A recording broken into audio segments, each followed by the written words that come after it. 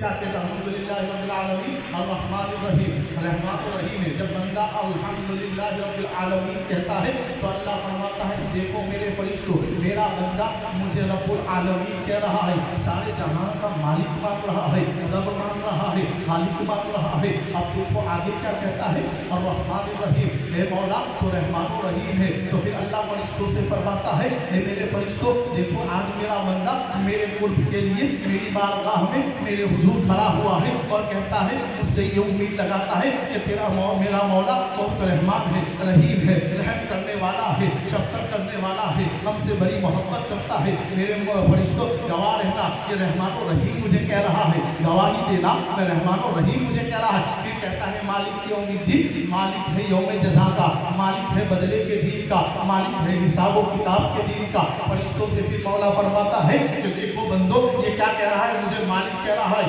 جس دن حساب و کتاب ہوگا, جس دن بدلے کا دن ہوگا, اس دن کا مجھے مالک کہہ رہا ہے, گواہی دے رہا ہے.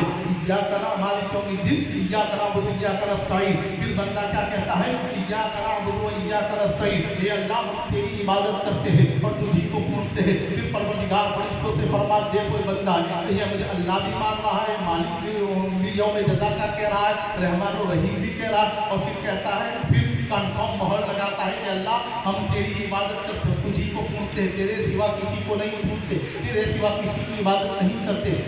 ایاک نعبد و ایاک نستعین ہم کہتے ہیں نا مالک یوم الدین ایاک نعبد و ایاک نستعین. اس کے بعد کیا کہتے ہیں اہدنا الصراط المستقیم, یا اللہ ہمیں سیدھے راستے پر چلا, یعنی کہ اللہ ہم ابھی جس راستے پر ہے وہ سیدھا راستہ ہے, مولا ہمیں اس راستے پر چلا. کون سا راستہ؟ پھر بندہ اسی دعا میں کہتا ہے صراط المستقیم کے بعد صراط الذین انعمت علیہم غیر المغضوب علیہم ولا الضالین. یا اللہ اس راستے پر جس پر تیرا انعام ہے, بلکہ اس راستے پر نہیں جس پر تیرا غضب ہے, عذاب ہے, اس راستے پر نہیں بلکہ اس راستے پر جس پر تیرا انعام ہے. یعنی بندہ جب اللہ کے حضور یہ دعائیں کرتا ہے اور مانگتا ہے تو اللہ فرشتوں سے فرماتے ہیں اللہ اے میرے فرشتوں میرے بندے نے مجھ سے کیا کیا مانگا, کیا کیا طلب کیا, میں گواہ رہنا میں اسے عطا فرماتا ہوں. سیدھے راستے پر بھی چلے گا, میرے غضب سے بھی محفوظ رہے گا, وہ راستہ جس پر میرا انعام ہے اس پر چلے گا. یہ ساری پروسیجر ہو گئی. اس کے بعد کوئی صورت پڑھی جاتی ہے, ملائی جاتی ہے,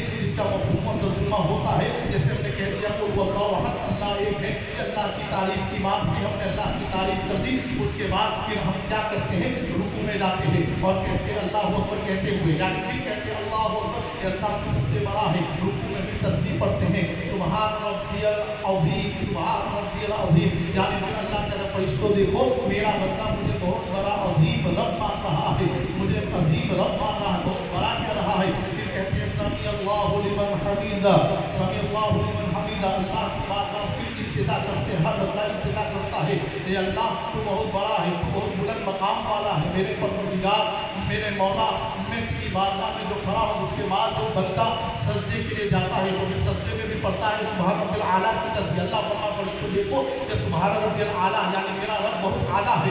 ایک سجدے کے بیچ میں دوسرا تھوڑی گیپ ہوتی ہے, دوسرا سجدہ کرتا ہے. صوفیہ فرماتے ہیں کہ جب وہ دوسرا سجدہ کرتا ہے اس کے درمیان جو اپنے رب کو اس نے سجدے میں سبحان رب الاعلیٰ کہا, صوفیہ اپنی کتابوں میں لکھتے ہیں کہ وہ اس کے لیے شیطان کے لیے ضرب ہوتی ہے کہ اللہ اس سجدے کی برکت سے اسے شیطان سے دور فرماتا.